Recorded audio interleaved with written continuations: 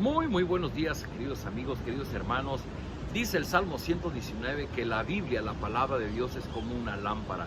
Y es como una lámpara porque nos ilumina, nos permite comprender cómo las enseñanzas de la Biblia nos ayudan en nuestro diario vivir. Y Pablo va a darles una gran enseñanza a los corintios, pero para ello va a hacer referencia a una experiencia, a las experiencias que tuvo el pueblo israelita allá en el desierto. Y va a empezar el capítulo 10 de su primer carta a los Corintios de esta manera y dice: queridos hermanos en Cristo, tengan presente que cuando nuestros antepasados cruzaron el Mar Rojo, Dios los cubrió con una nube. De ese modo todos fueron bautizados en la nube y en el mar, y así quedaron unidos a Moisés como seguidores suyos.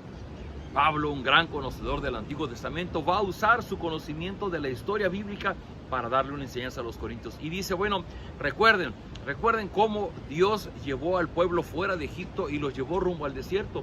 Tuvieron que cruzar el Mar Rojo, Dios abrió el mar en dos para que ellos pudieran cruzar. Dice, y esa experiencia de haber cruzado el Mar Rojo en seco y que después el mar se hubiera cerrado para comerse a todo el ejército egipcio, eso fue una experiencia, dice, que los unió profundamente a Moisés como su líder.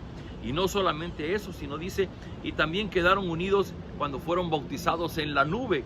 ¿Se acuerda que cuando entraron al desierto, Dios proveyó una nube que les cubría de los rayos del sol, les cubría del calor, les daba frescura durante el día? Y esa experiencia de haber sido cobijados por esa nube, dice, es como si hubieran sido bautizados, es decir, está marcando el inicio de una nueva etapa para el pueblo de Israel. Y dice versículo 3, todos ellos comieron el alimento espiritual que Dios les dio, Cristo los acompañaba y era la roca espiritual que les dio agua para calmar su sed, todos bebieron de esa agua espiritual. Y hay dos eventos en la historia cuando el pueblo estuvo en el desierto. Una era que fueron alimentados por el maná, el alimento que Dios les dio para su sustento.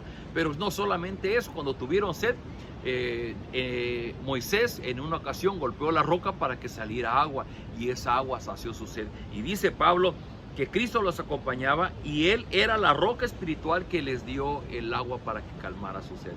¿Se acuerda cuando el Señor Jesús, estando en su ministerio, Él dijo, yo soy el pan de vida, dijo, yo soy el agua soy el agua de vida? Dice, el que bebiere del agua que yo le daré no tendrá sed nunca más.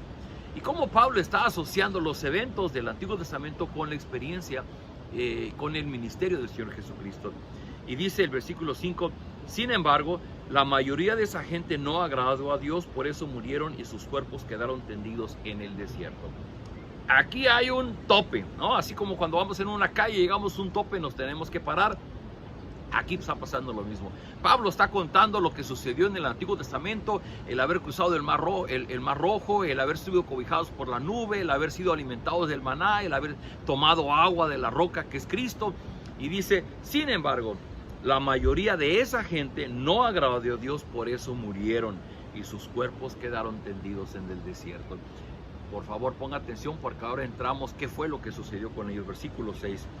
Dice, de esto que le sucedió a nuestro pueblo, nosotros tenemos que aprender nuestra lección. Y aquí viene lo interesante. No debemos desear hacer lo malo como ellos. Tampoco debemos adorar a los ídolos como hicieron algunos. Así dice la Biblia. La gente se sentó a comer y a beber y luego se puso a bailar en honor a los ídolos. ¿Se acuerdan la experiencia cuando Moisés bajó del monte Sinaí con los libros de la ley?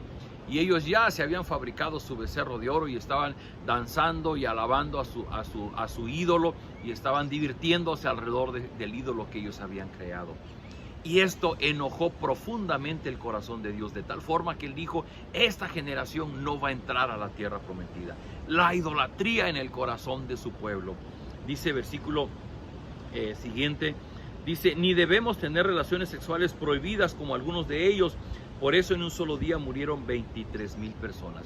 Y aquí se hace una mención directamente a lo que sucede cuando el pueblo de Dios tomó mujeres moabitas para tener relaciones sexuales con ellas. Era algo que Dios había prohibido terminantemente. Dios les dijo, cuando entres a la tierra prometida, tienes que exterminar toda vida que haya de esa nación. ¿Para qué? Para que tú no seas contaminado con su idolatría, con el paganismo que ellos vivían. Y el pueblo de Dios tuvo relaciones sexuales con ellos y efectivamente se corrompió su fidelidad a Dios. Dice versículo 9, No tratemos de ver cuánto podemos pecar sin que sin Cristo nos castigue. Algunos del pueblo lo hicieron y murieron mordidos por serpientes. Tampoco debemos quejarnos como algunos de ellos lo hicieron. Por eso el ángel de la muerte los mató. Hay otros eventos en los que el pueblo de Dios se quejaba frente a Moisés y le decía: para eso nos sacaste de Egipto, para que muramos de hambre, para que muramos de sed. Y era la queja del pueblo ante Moisés porque no estaban de acuerdo en cómo vivían en el desierto. Sin embargo, Dios había prometido darles una tierra prometida. Dios había prometido pelear por ellos, conservar su vida, proveerles lo necesario para que ellos pudieran poseer la tierra prometida. Y el pueblo lo que hizo de continuo fue dudar de la promesa que Dios había dado, dudar de la provisión de Dios. No veían la nube, no veían la columna de fuego, no veían el maná cayendo del cielo, no veían el agua saliendo de la roca. Todas las cosas que Dios hacía en favor de su pueblo, pero el pueblo dudó de quién era Dios, de su amor por su pueblo, y al contrario murmuraron y se quejaron. ¿Se imagina usted? Dios dando todo por su pueblo y el pueblo con un corazón egoísta, con un corazón egocéntrico que no estaba de acuerdo en las cosas que estaban pasando, y se atreve a juzgar a Dios y a decir: es que pues Dios me ha abandonado, Dios no está haciendo las cosas como yo pensé. Y entonces eso era tentar a Dios. Dice adelante: todo esto sucedió a nuestro pueblo para darnos una lección, y quedó escrito en la Biblia para que nos sirva de enseñanza a los que vivimos en estos últimos tiempos.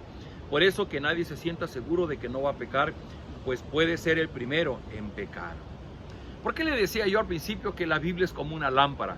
Porque bueno, a través de los errores que vivió el pueblo judío, nosotros podemos aprender las lecciones de hoy día. Queridos amigos, queridos hermanos, las personas seguimos siendo las mismas. Los judíos eran seres humanos como nosotros, sujetos a sus pasiones, a los deseos de su corazón, sujetos a su naturaleza tendiente a desobedecer a Dios, igual que nosotros. Ellos cayeron en idolatría como nosotros caemos en idolatría. Por cierto, aprovecho para hacer mi comercial. Tenemos una interesante serie en Península Viva que hemos estado compartiendo, primero con nuestra congregación y ahora con todos los que gusten, que se llama Ídolos del Corazón, porque todos, inclusive los hijos de Dios, tenemos ídolos en el corazón. Yo le invito, si usted está interesado, puede entrar al canal de YouTube de Península Viva Acapulco, y ahí está la primera serie.